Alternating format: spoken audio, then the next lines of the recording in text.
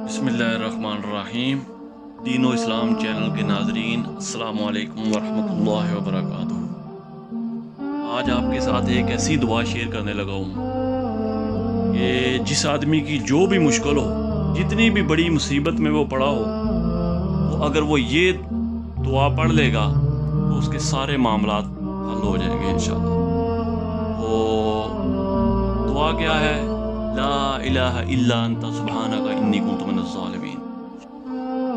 ये एक पुरानी वजीफ़ा है और हज़रत यूनुस अलैहिस्सलाम को रब फरमाता है कि अगर वो ये दुआ ना पढ़ते तो क़यामत तक उनको मैं मछली के पेट में ही रखता।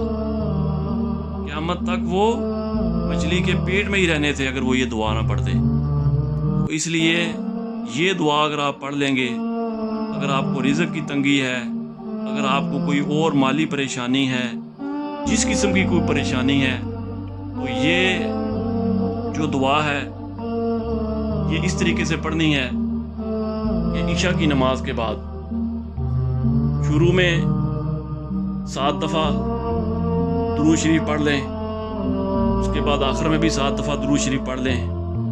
और उलमाए किराम कहते हैं कि 360 मरतबा इशा की नमाज के बाद जो बंदा ये दुआ पढ़ेगा, ला इलाहा इल्ला अंता सुब्हानका इन्नी कुन्तु मिनज़ ज़ालिमीन, तो वो जितनी बड़ी मुश्किल में पड़ा होगा वो उस मुश्किल से निकल जाएगा। तो दुआ है अल्लाह ताला हमको इस चीज़ के ऊपर अमल करने की तौफीक अता फरमाए। आमीन। बिस्मिल्लाह।